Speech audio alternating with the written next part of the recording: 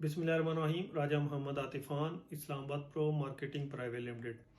मेरी last video assets और liabilities के डिफरेंस के हवाले से थी कि इन दोनों में क्या डिफरेंस है।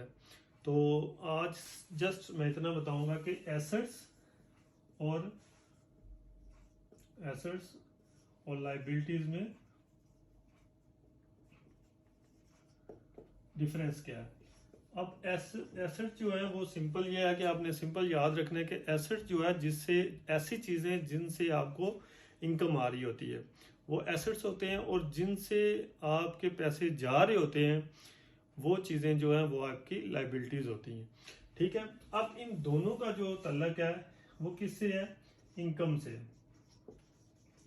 यानी कि आपकी इनकम कोई होगी तो फिर आप एसेट्स बना सकेंगे या लाइबिलिटीज जो है वो पे कर सकेंगे। तो इसका तल्लक जो है इनकम से है।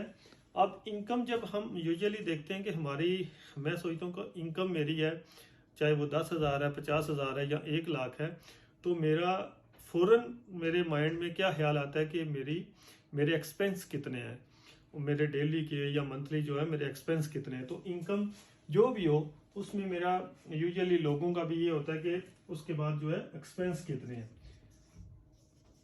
और थर्ड स्टेप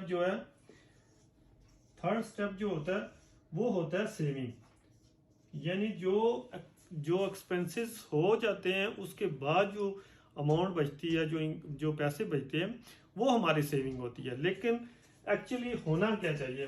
होना ये चाहिए कि आपकी जो भी इनकम है, चाहे वो 10,000 है, लाख रुपए है, 5 लाख है, तो सेकंड स्टेप आपका होना चाहिए सेविंग।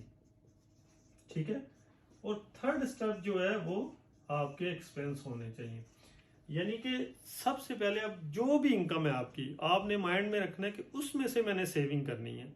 फिर थर्ड स्टेप जो है सेविंग बचा के, चाहे उसका 10% है, 20% है, जितनी भी आप कर सकते हैं। उसके बाद थर्ड स्टेप आपका होना चाहिए कि उसमें से जो बाकी पैसे बचेंगे उसमें से मैंने एक्सपेंस करने हैं।